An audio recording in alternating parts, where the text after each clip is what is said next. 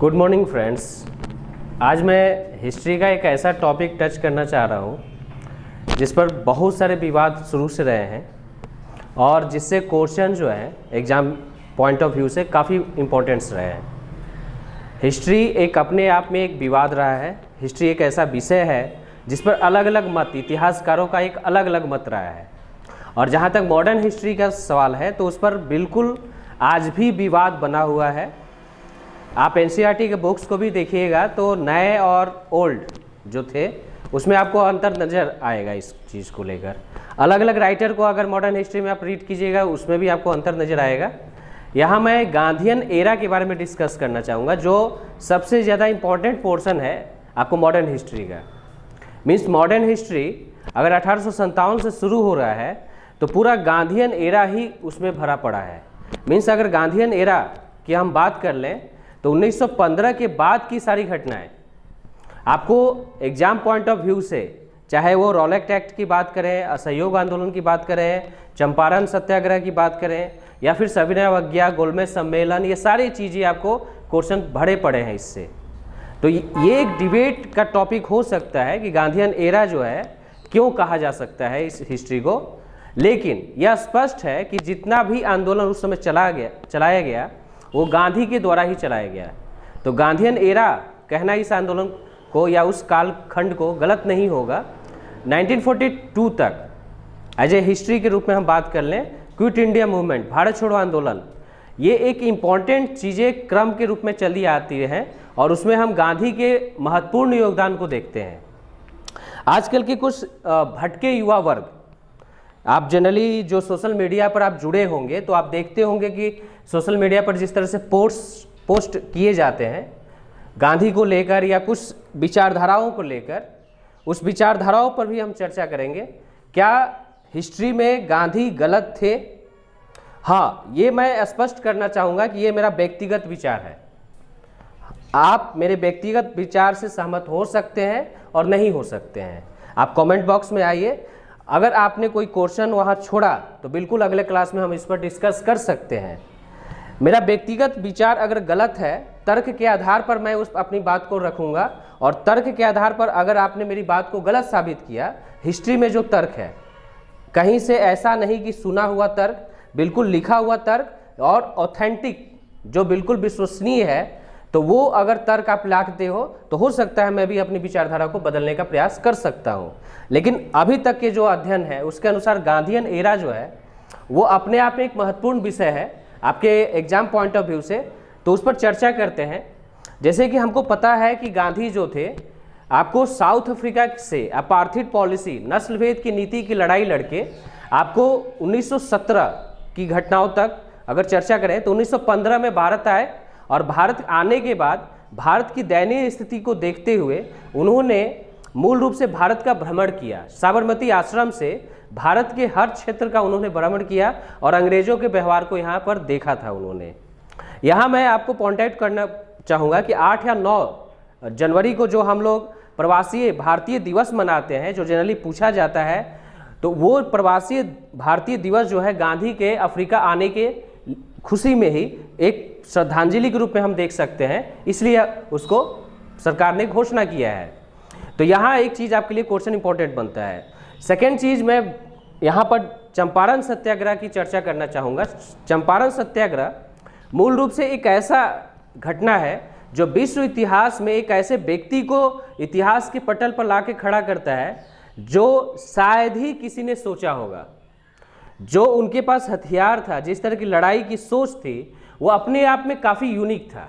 Means अंग्रेजों ने कभी सोचा नहीं होगा कि एक ऐसा व्यक्ति अर्धनंगा फकीर, मीन्स जिसके शरीर पर ठीक से कपड़े तक नहीं होंगे और उसकी सोच ऐसी होगी जो बिना हथियार के भी एक ऐसा हथियार अंग्रेजों को पर चलाएगा जो उनको बिल्कुल एक जवाब के लिए उनके पास कुछ था नहीं। तो ये सारी चीज़ें चंपारण आंदोलन में हमको देखने को मिलता है। चंपारण आंदोलन हम नहीं कहते हैं, चंपारण सत्याग्रह कहा जाता है जनरली। सत्याग्रह इसलिए चूंकि सत्य के लिए आग्रह था और गांधी की जो फिलॉसफी थी वो चंपारण 1917 में ही हमको दिखाई देने लगा था। तो चंपारण आंदोलन जो था अपने आप में एक महत्वपूर्ण घटना थी बिहार के लिए और विश्व इतिहास के लिए भी। राजकुमार शुक्ला बिहार के एक नेता थे जिन्होंने इनको आमंत्रित किया था, गांधी को आमंत्रित किया था। सवाल सीधा सा बात है भाई कि उस समय अगर हम घटनाओं का वर्णन करें 1917 में गांधी से बहुत बड़े बड़े नेता थे, बाल गंगाधर तिलक ऑलरेडी प्रेजेंट थे और भी बहुत सारे गद्दार नेता जिसको हम बोल सकते हैं, वो सारे नेता उस समय इंडिया में प्रेजेंट थे, क्योंकि वो कोई नई घटनाएं नहीं और अंग्रेजों के खिलाफ कोई नई लड़ाई नहीं लड़ी जा रही थी। 1917 से पहले आपको स्वदेशी मूवमेंट सारी घटनाएं हो चुकी थी। होम रूल मूवमेंट जो एनी बेसेंट द्वारा, बाल गंगाधर तिलक द्वारा चलाया गया था, वो चल रहा था, तो सारी चीज़ें हो रही थी। उसके बाद भी राजकुमार शुक्ल जैसा कोई व्यक्ति अगर सिर्फ गांधी को इनवाइट करता है चंपारण के लिए, तो अपने आप में ये महत्व दिखाता है कि गांधी का स्तर उस समय 1917 में क्या बन चुका था। खैर 1917 में जब ये चंपारण गए तो अंग्रेजों ने एक पॉइंट सोचा था कि ये एक ऐसा व्यक्ति है जो आएगा, हो हल्ला करेगा और यहाँ से फिर चला जाएगा, इसको जेल में डालेंगे, 2-4 लाठी मारेंगे और फिर भीड़ तितर बितर होगी और नेता भाग चलेंगे। ऐसा कुछ हुआ नहीं। इस व्यक्ति ने मीन्स गांधी जी ने एक ऐसा हथियार दिखाया अंग्रेजों को जिसका जवाब उनके पास नहीं था। वो था अपने को कष्ट देखा, भूख हड़ताल जैसी स्थिति में लाकर बैठ जाना और अपनी मांग को मनवाना अपने को कष्ट देकर, मीन्स सत्य के लिए आग्रह। इस तरह की चीज़ें जो थी अंग्रेजों ने कभी सोचा नहीं था। अब सवाल ये उठता है कि गांधी को ये विचार आया कहाँ से। तो लियो टॉल्स्टॉय की एक बुक है वार एंड पीस से ये विचारधारा उन्होंने डेवलप किया था और ऐसा माना जाता है कि उस बुक से वो काफ़ी इंस्पायर थे। खैर इसका सबसे पहला प्रयोग इन्होंने अपना चंपारण आंदोलन में किया और बहुत सक्सेस हुआ। इस आंदोलन की चर्चा हम लोग काफ़ी विस्तार से करेंगे एक एक टॉपिक की, जब हम लोग अलग अलग टॉपिक पर बात करेंगे। क्योंकि अभी गांधीयन एरा है तो गांधीयन या गांधी के योगदान की हम चर्चा करते हैं। तो चंपारण आंदोलन जो था वो काफ़ी सफल रहा और उसके बाद गांधी जो थे स्टारडम पर, मतलब एक तरह से कहा जा सकता है कि बहुत बड़े हीरो के रूप में भारत में छा गए और अंग्रेजों के सामने उनका कोई जवाब नहीं था। मीन्स उनके द्वारा किए गए जो प्रयास थे वो अंग्रेज उनके लिए काफ़ी एक तरह से कहा जा सकता है कि अपना न मित्र बना सकते थे और ना ही उनको अपना दुश्मन बनाना चाहते थे। दूसरा आंदोलन था असहयोग आंदोलन। गांधी के साथ ही चंपारण आंदोलन जैसे ही समाप्त हुआ उसके बाद और भी बहुत सारी घटनाएं घटी हिस्ट्री में, लेकिन मैं इंपॉर्टेंट पॉइंट को यहाँ डिस्कस करना चाहूँगा। असहयोग आंदोलन जो गांधी से डायरेक्ट जुड़ा हुआ था। खिलाफत आंदोलन चूँकि तुर्की का जो खलीफा होता था वो मुसलमानों का धर्मगुरु होता था। इस आधार पर अंग्रेजों ने आश्वासन दिया था कि अगर टर्की पर हमारा कब्जा होता है तो हम खलीफा का पद समाप्त नहीं करेंगे। मीन्स खलीफा का पद बना रहेगा और हम उसको किसी तरह से छेड़छाड़ नहीं करेंगे, आपकी भावनाओं के साथ नहीं खेलेंगे। लेकिन उन्होंने ऐसा किया नहीं, उन्होंने उस पद को ही समाप्त कर दिया। इसी को लेकर खिलाफत आंदोलन भारत में भी चला। खिलाफत आंदोलन को गांधी ने 1920 में असहयोग आंदोलन से जोड़ा था। अब सोचने वाली बात है, गांधी अचानक 5 सालों में इतने बड़े नेता हो गए जहां मुस्लिम और हिंदू दोनों उन पर विश्वास करने लगे थे। और ये आंदोलन असहयोग आंदोलन, चूंकि नाम से स्पष्ट है कि हम किसी तरह का आपको सहयोग नहीं करेंगे, ना टीचर जो है स्कूल का में काम में जाएंगे, ना वकील जो है आपको कोर्ट के काम में जाएंगे, मतलब किसी तरह से हम सरकारी कामों को सहयोग नहीं करेंगे। इन द सेंस अंग्रेजों को हम सहयोग नहीं करेंगे। इसी कारण हम असहयोग आंदोलन इसको कहते हैं।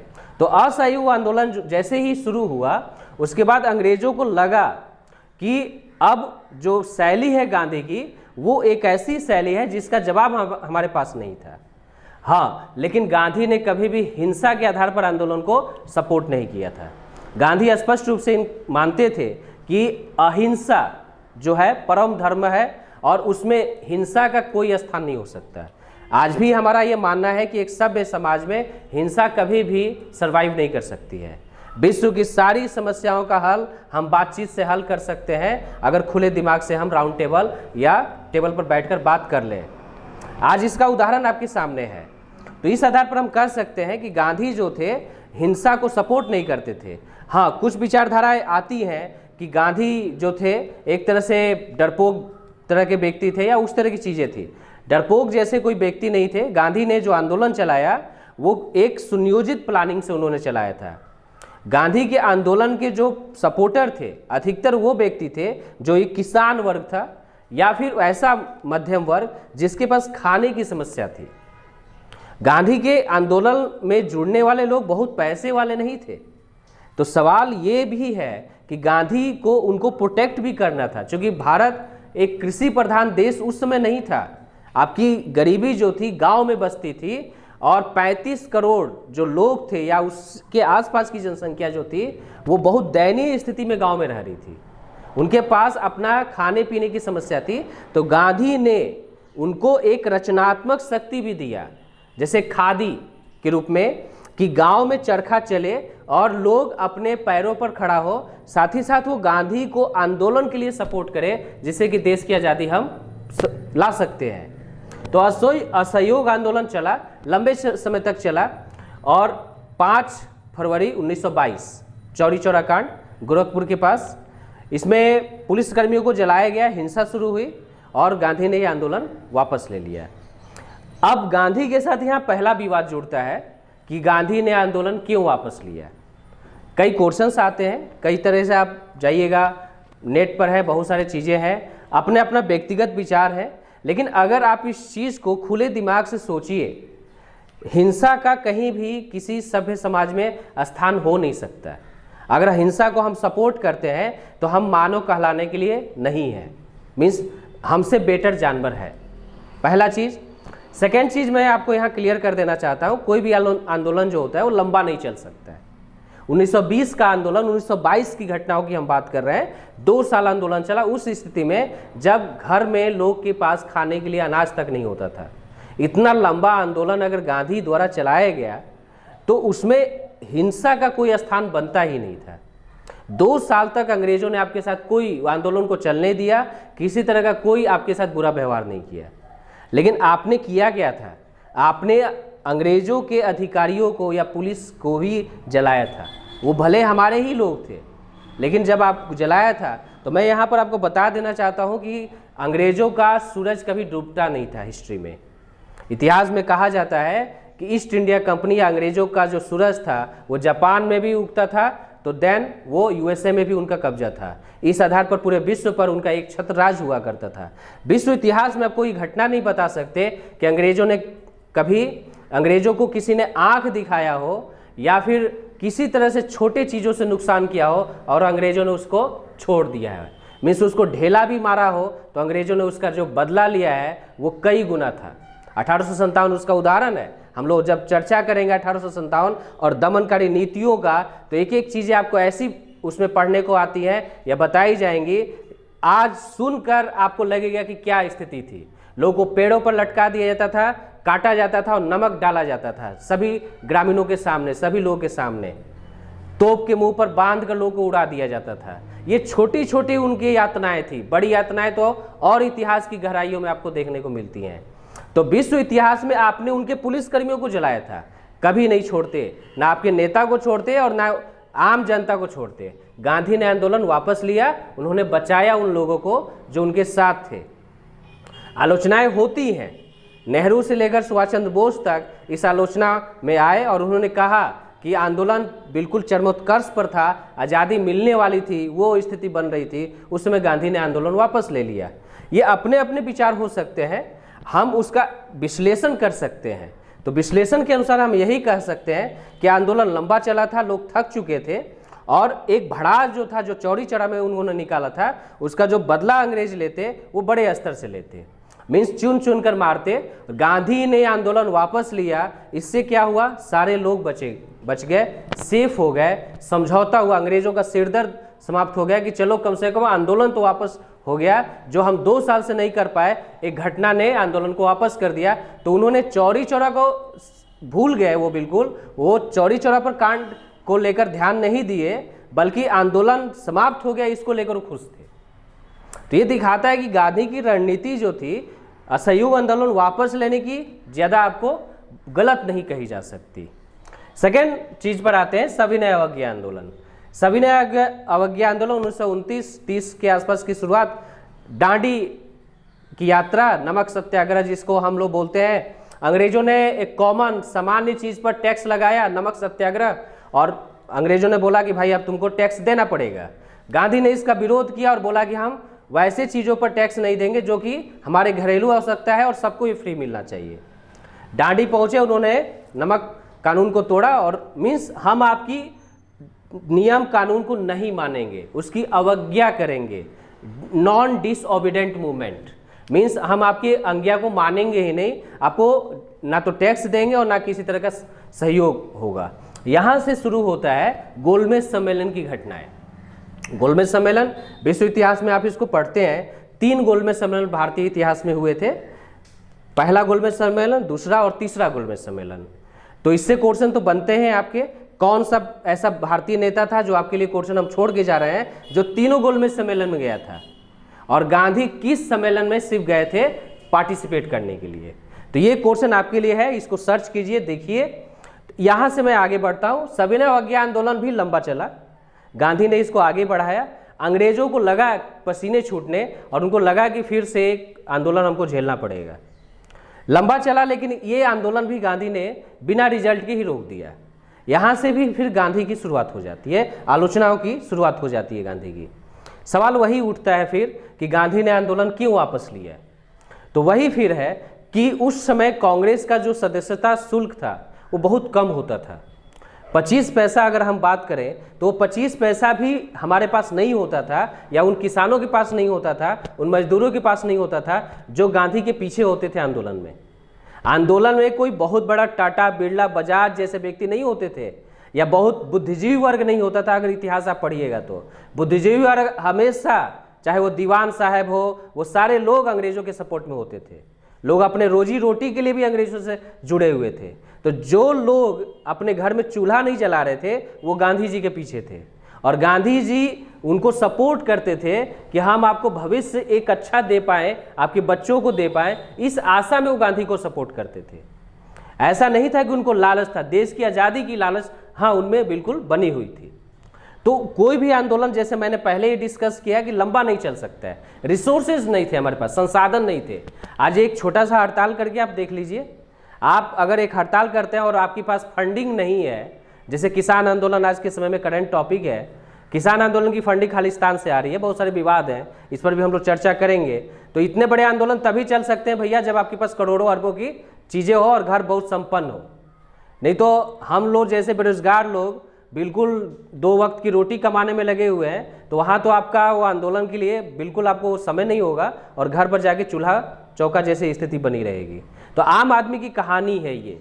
गांधी का आंदोलन जो था आम आदमी का आंदोलन था, और उसमें आम आदमी ही पार्टिसिपेट करता था।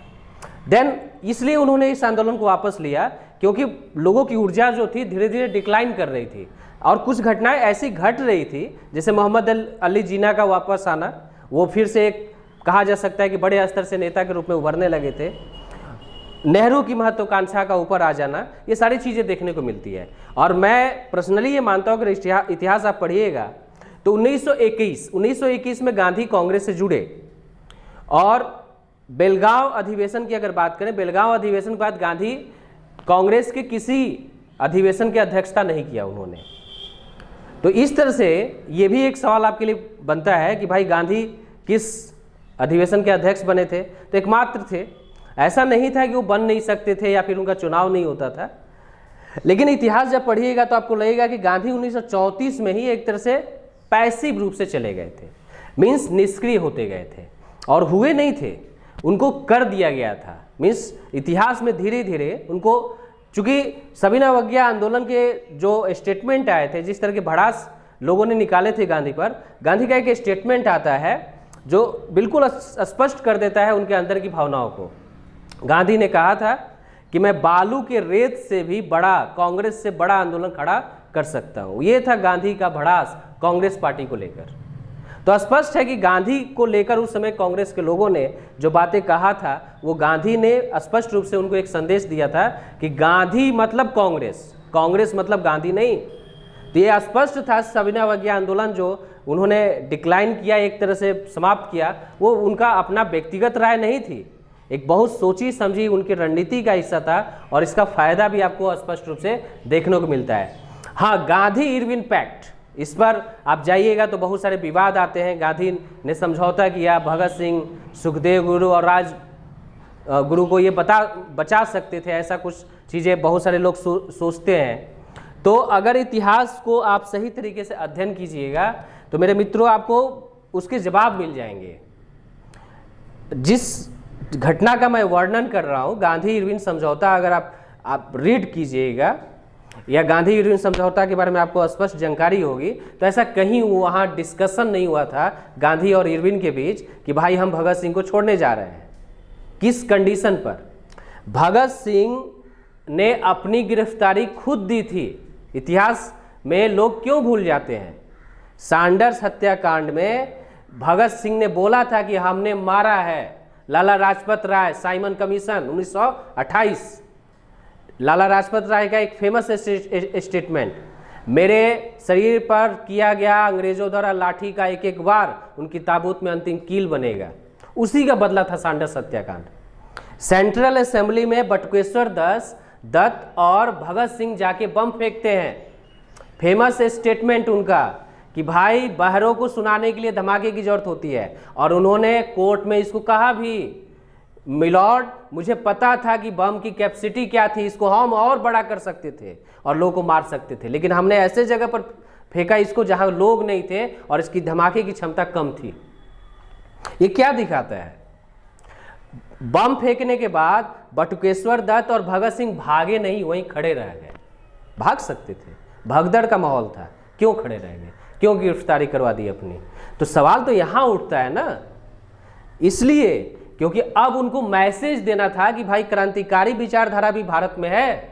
गांधीयन एरा में क्रांतिकारी कहीं टिकते नहीं थे, क्योंकि भारत के कल्चर में हिंसा का स्थान ही नहीं है। हम गौतम बुद्ध की धरती की बात करते हैं, हम जिस सभ्य समाज की बात करते हैं भारत ने, तो महावीर और जैन और गौतम बुद्ध की धरती की बात करते हैं। तो ये चीजें जो हम प्रेजेंट कर रहे थे, वहां पर क्रांतिकारी विचारधारा, ये बात बिल्कुल अलग तरीके से मत लीजिएगा आप लोग कि क्रांतिकारियों का योगदान नहीं था। बिल्कुल बड़ा योगदान था, इस पर हम लोग डिस्कस करेंगे, हमारा टॉपिक है इस पर। लेकिन ये नहीं था कि गांधी और भगत सिंह में किसी तरह का विचारधारा का विरोध था। अगर विचारधारा का विरोध रहता तो भगत सिंह को जब जेल में रखा गया तो 56 दिनों का भूख हड़ताल, कुछ नहीं खाते थे। ये भूख हड़ताल की टैक्टिक्स क्रांतिकारियों की तो नहीं थी। क्रांतिकारी विचारधारा में कहीं भूख हड़ताल, मारो, आंख के बदले आंख, खून के बदले खून और जेल का दीवार तोड़ के भाग जाना, ये क्रांतिकारी। काकोरी कांड सुन लीजिए आप, राम प्रसाद बिस्मिल की घटनाएं, सरफरोशी की तमन्ना अब हमारे दिल में है, देखना है जोर कितना बाजुए कातिल में है, ये थे क्रांतिकारी। नमन है ऐसे लोगों को। लेकिन हाँ, ये कहना कि गांधी दूसरे विचारधारा के व्यक्ति थे और इसलिए विचारधाराओं में मतभेद थे, तो वैचारिक मतभेद पढ़े लिखे में हो सकता है, क्या दिक्कत है? लाहौर यूनिवर्सिटी से पढ़ा हुआ व्यक्ति बटुकेश्वर दत्त और मूल रूप से भगत सिंह इसलिए अपने को सरेंडर किए क्योंकि वो इंग्लिश बोल सकते थे, आर्गुमेंट कर सकते थे वकीलों के साथ, जज के साथ, उनकी बात जा सकती थी आम जनता के रूप में। तो ये उनका मैसेज था, उनको भी लोग पहचाने।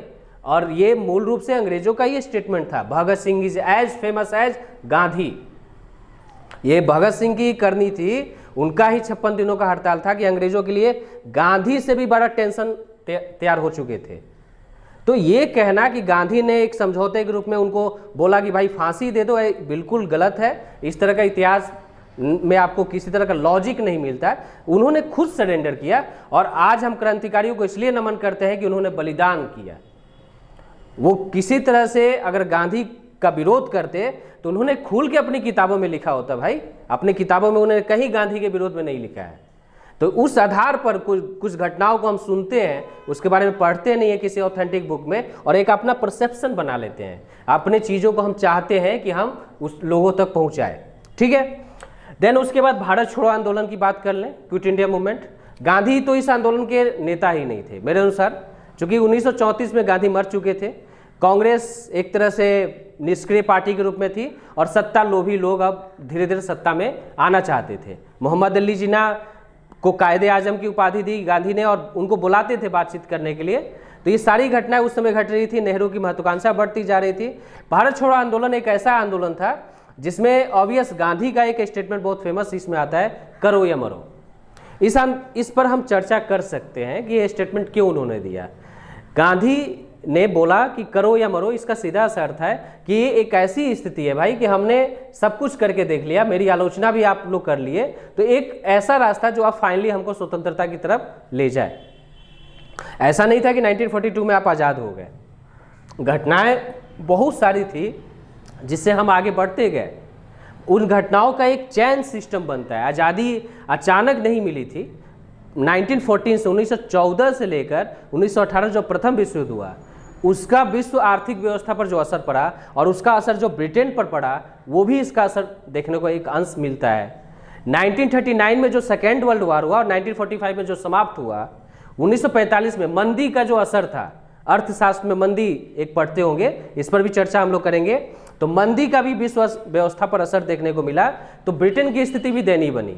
24 अक्टूबर 1945 विश्व के पटल पर यूएनओ की स्थापना, संयुक्त राष्ट्र संघ, जिसका मोटो ही था कि विश्व का कोई भी देश शक्तिशाली देशों द्वारा शोषित नहीं हो, मीन्स कॉलोनी जैसी व्यवस्था या दमन जैसी नीतियों को नहीं लाया जाए। असहयोग आंदोलन के साथ गांधी का जो इतिहास शुरू हुआ, भारत छोड़ो आंदोलन तक आते आते बिल्कुल समाप्त सा हो गया था। गांधी निष्क्रिय थे, इस आंदोलन के बहुत बड़े वो करता धरता नहीं रह गए थे। अंग्रेजों ने पहले ही पकड़ के उनको जेल में डाल दिया।